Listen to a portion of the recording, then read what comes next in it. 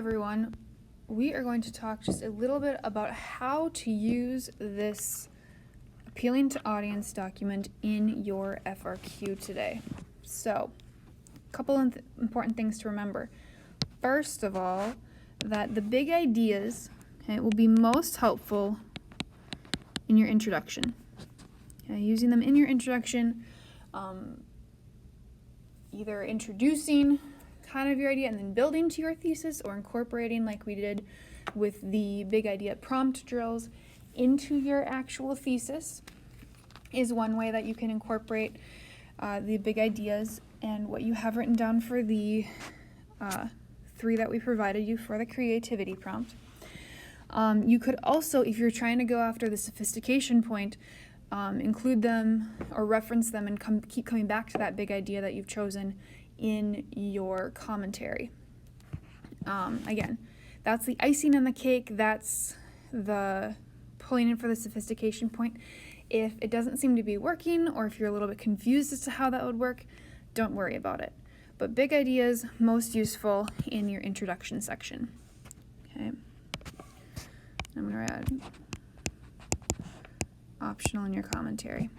Okay, again, building to that sophistication point. As far as what evidence you have, the big ideas don't really have any specific evidence, so that's not what you would be using them for. You would be using either Peeps or Shore as your evidence, picking out which ones either we identified in the feedback you think would be most useful, which ones you can explain best, which ones have the most specific examples.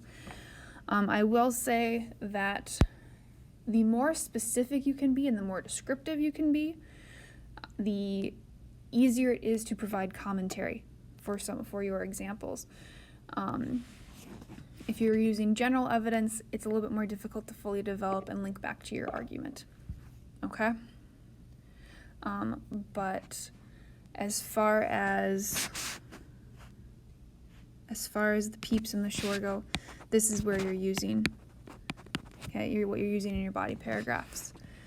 So similar to like your rhetorical analysis or your synthesis, you could be using a combination of examples in your body paragraphs. You could just focus on one of these strategies or one of these examples in a body paragraph.